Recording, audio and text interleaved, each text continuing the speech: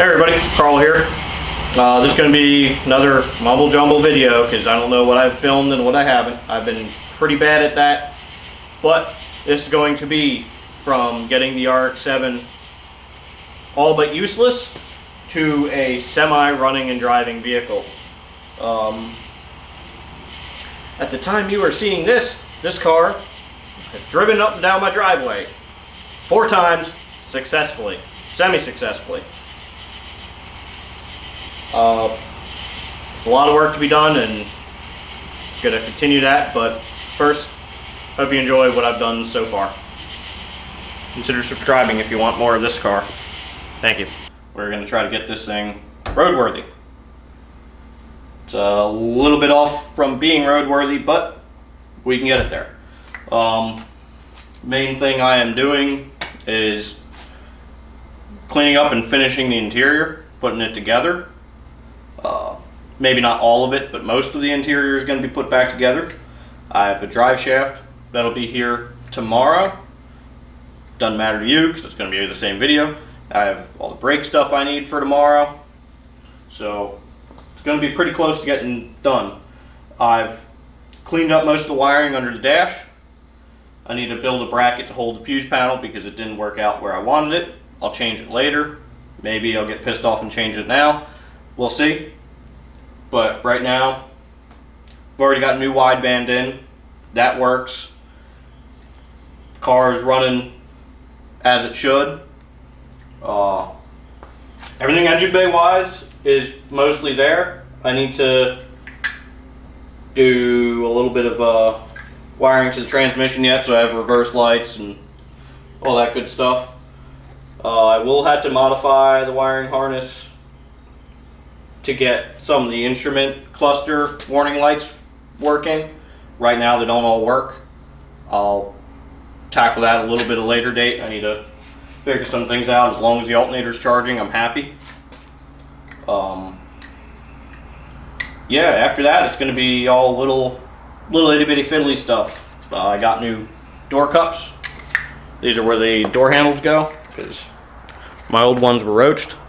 They're not identically the same color, but I'd rather have nice, good looking black ones than ones that are doing that. So these are Mazda.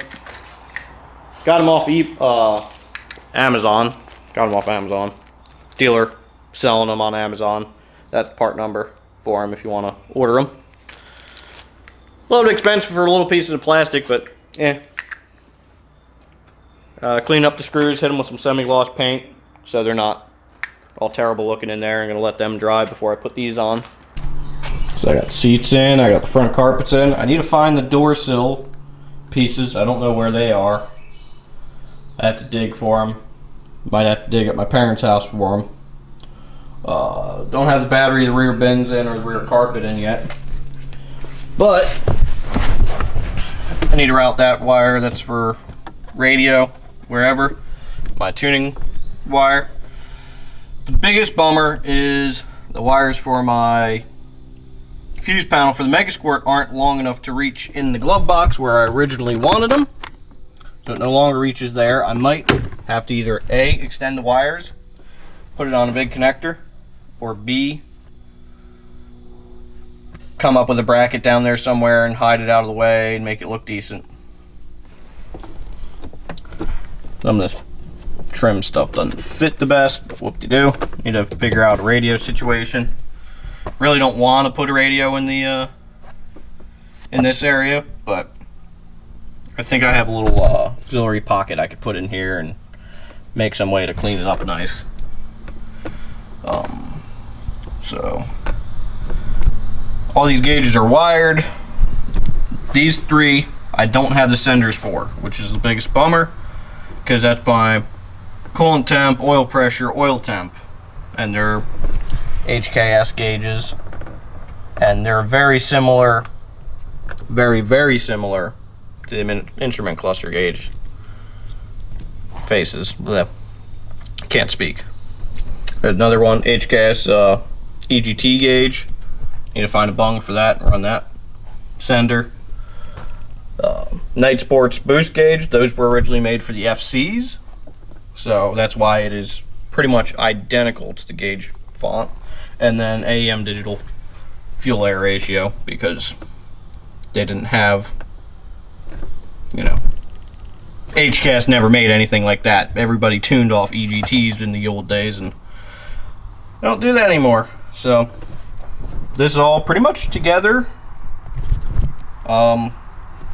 Still need to figure out some instrument cluster warning lights. I just stopped caring. I want to get this thing on the road, which at this point I have another week and a half to mess with it, so whoop-de-doo.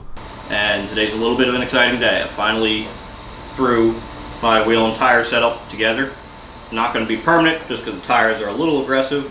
Eventually I'm going to get different tires, but I'm going to be running these bad boys.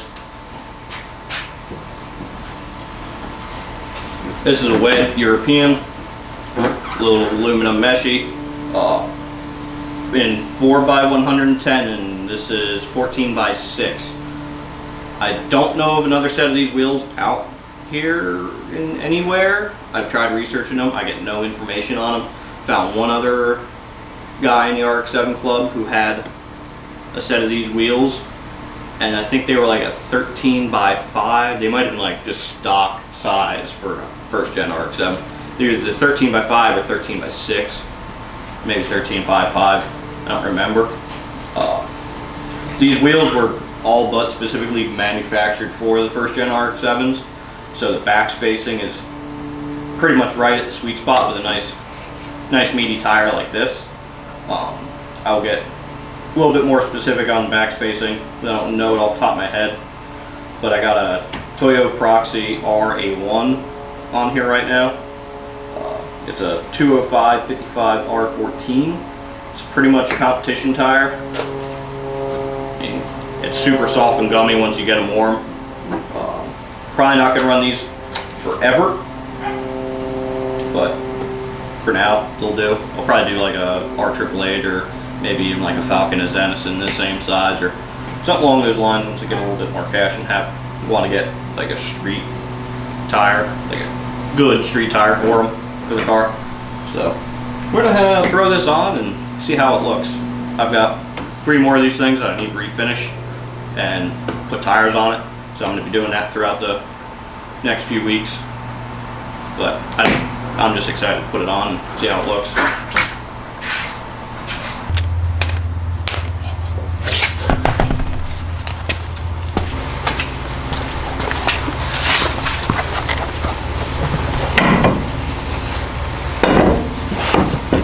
I'm going to need to get hub-centric rings.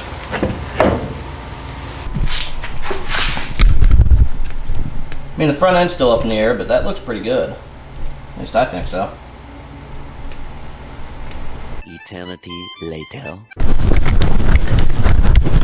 It's here! It's finally fucking here! Ah, my drive shaft brake line's here! Well, it is on all fours. The drive shaft is in, the brakes are in. I bled them as best as I can by myself, because everybody else is going to look at another mistake of a project. Thankfully not mine. So we're going to see if this moves under its own power for the first time since 2014. Now, different drivetrain completely, but you get the point. I'm so fucking nervous, I'll be honest. Like, actually kind of shaking a little bit, and I'm really excited. So, let's see how this goes.